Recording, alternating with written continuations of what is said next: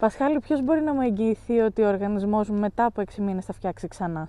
Είμαστε οι μόνοι, και πολύ καλή ερώτηση, οι οποίοι βλέπουμε με μία αιματολογική ανάλυση πριν και μετά το πώς ο οργανισμός μας ήταν στην αρχή και το πώς ήταν μετά από 6 μήνες. Η αιματολογική αυτή ανάλυση γίνεται στα Vidas Analytical Services στο Όσλο της Νορβηγίας,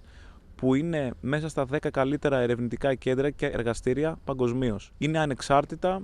και η επιστημονική τους εγκυρότητα είναι αδιαφυσβήτητη. Οπότε είμαστε οι μόνοι οι οποίοι λέμε ότι θα δούμε τον οργανισμό σου σε κυταρικό επίπεδο βαθιά μέσα το πώς θα είναι μετά από ένα εξάμηνο από το πρωτόκολλο υγείας. Τώρα, τα πρώτα σημάδια το ότι βελτιώνεται η κυταρική μας υγεία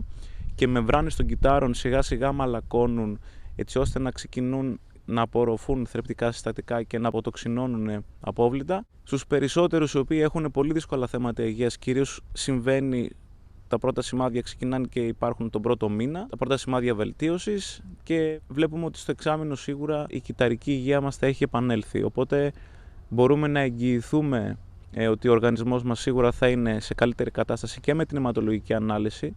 που γίνεται στους 6 μήνες, αλλά και θα το καταλάβεις και στον οργανισμό σου. Πέραν αυτού υπάρχουν πάρα πολλές μαρτυρίες ανθρώπων, θα βρεις βίντεο στο προφίλ μου, μπορώ να σου στείλω και σε προσωπικό μήνυμα ειδική ομάδα που είναι μαρτυρίες ανθρώπων που έχουμε συνεργαστεί, οπότε αν σε ενδιαφέρει πραγματικά η υγεία σου, αν έχεις βαρεθεί όλα τα υπόλοιπα που έχεις δοκιμάσει